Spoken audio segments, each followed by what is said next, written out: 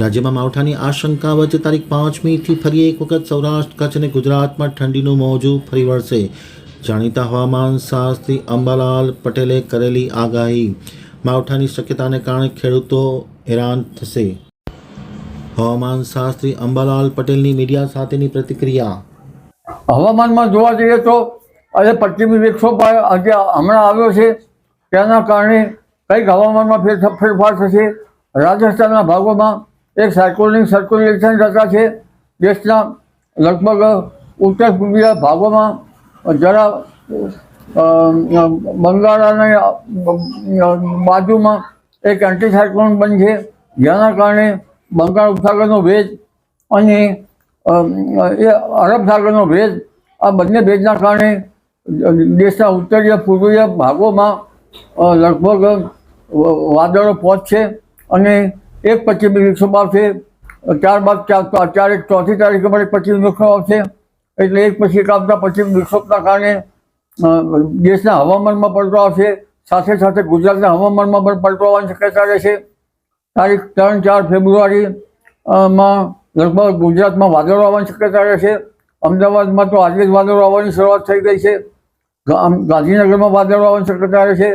મધ્ય ગુજરાતના ભાગોમાં વાદળો આવવાની શક્યતા રહેશે અને રાજ્યના મહદ ભાગોમાં વાદળો આવવાની શક્યતા રહેશે। પરંતુ કમોસમી વરસાદ અંગે જોઈએ તો પૂર્વીય રાજસ્થાનના સરહદના ભાગોમાં કંઈક છાંટા પડી શકે છે।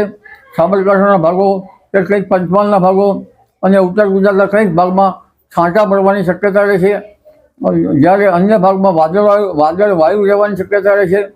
એટલે આ નબળી પડેલી સિસ્ટમથી કોઈ મોટા માવઠાની આશંકા હવે જણાતી નથી।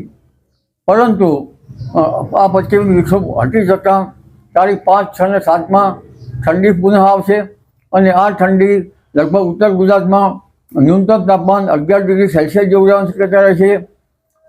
સાબરકાંઠાના પશ્ચિમ ભાગમાં પણ 11 ડિગ્રી સેલ્સિયસ જેવું રહેવાની શક્યતા રહેશે।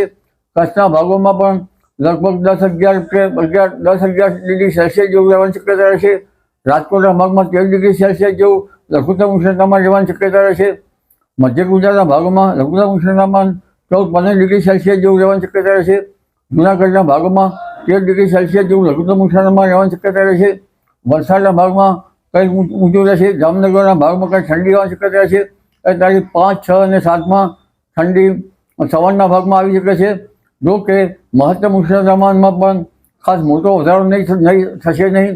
લગભગ 28 ડિગ્રી કે 29 ડિગ્રી સેલ્સિયસ જેવું મહત્તમ ઉષ્ણતામાન રહી શકે છે।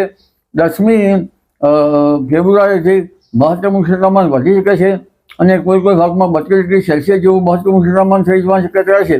આ ઉપરાંત અન્ય પશ્ચિમ વિક્ષોભ અંગે જોવા જઈએ તો તારીખ 23મી ફેબ્રુઆરીથી ફેબ્રુઆરીના અંત સુધીમાં એક અન્ય પશ્ચિમ વિક્ષોભ આવશે।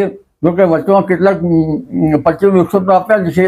તારીખ 10-11માં પણ પશ્ચિમ વિક્ષોભ આવશે, પરંતુ ફેબ્રુઆરીના અંતમાં એક મધ્યમ કક્ષાનો પશ્ચિમ વિક્ષોભ આપતા પુનઃ માવઠા જેવી સ્થિતિ સર્જાય કે વાદળો ઘેરાય એવી સ્થિતિનું પણ નિર્માણ થઈ શકે છે। માર્ચ એપ્રિલમાં પણ કમોસમી વરસાદની સંભાવના રહે છે। જી।